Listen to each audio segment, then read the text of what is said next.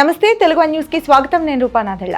Andhra Pradesh liquor scam కేసులో మరో కీలక వ్యక్తిని పోలీసులు అరెస్ట్ చేశారు. ఈ కేసులో 6వ నిందితుడిగా ఉన్న ఎస్పీవై ఆగ్రో ఇండస్ట్రీస్ యజమాని సజ్జల శ్రీధర్ రెడ్డిని శుక్రవారం అంటే ఏప్రిల్ 25 సిట్ అధికారులు అదుపులోకి తీసుకుని విజయవాడకు తరలించారు.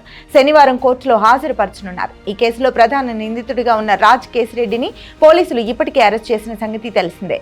ప్రస్తుతం రాజ్ కేసిరెడ్డి విజయవాడ జిల్లా జైల్లో రిమాండ్లో ఉన్నారు. వైసీపీ హయాంలో మద్యం క్రయ విక్రయాల్లో 3,200 కోట్ల కుంభకోణం జరిగినట్లు సిట్ అధికారులు ధృవీకరించారు. ఈ లిక్కర్ స్కామ్ కేసును కేంద్ర దర్యాప్తు సంస్థతో విచారణ జరిపించాలని ఇటీవల టీడీపీ ఎంపీ లావు శ్రీకృష్ణదేవరాయలు లోక్సభలో కోరడంతో పాటు ఇందుకు సంబంధించిన వివరాలను హోంమంత్రి అమిత్ షాను కలిసి అందించారు. ఈ నేపథ్యంలో సిఐడి దర్యాప్తును వేగవంతం చేసింది.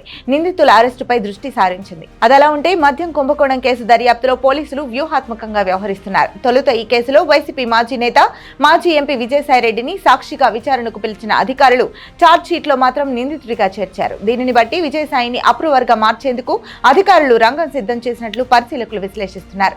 వారి విశ్లేషణలు వాస్తవమే అనడానికి ఛార్జ్షీట్లో తనను నిందితుడిగా చేర్చినట్లు తెలియగానే విజయసాయి మద్యం కుంభకోణానికి సంబంధించినంత వరకు తనకు తెలిసిన ప్రతి విషయం ఈ స్కామ్ తో సంబంధం ఉన్న అందరి గురించి చెప్తానంటూ ఓ ట్వీట్ చేశారు. దీంతో మద్యం కుంభకోణం విషయంలో విజయసాయి అప్రూవర్ గా మారిపోయారన్నది అవగతమవుతోందంటున్నారు. అయితే ఇప్పటికిప్పుడు విజయసాయిరెడ్డిని పోలీసు అధికారులు విశ్వసించే అవకాశాలు లేవని, తాము దర్యాప్తులో కనుగొన్న అంశాలు విజయసాయిరెడ్డి చెప్తున్న అంశాలు బేరీజు వేసుకున్న తర్వాత మాత్రమే, ఆయన నిజాలే చెప్తున్నారని నిర్ధారించుకున్న తర్వాత మాత్రమే విజయసాయిని పోలీసులు విశ్వసించే అవకాశం ఉందంటున్నారు. ఇలా ఉండగా మద్యం కుంభకోణం కేసులో తాజాగా అరెస్ట్ అయిన సజ్జల శ్రీధర్ రెడ్డికి సంబంధించిన సమాచారం విజయసాయిరెడ్డి ద్వారానే పోలీసులకు అందిందంటున్నారు.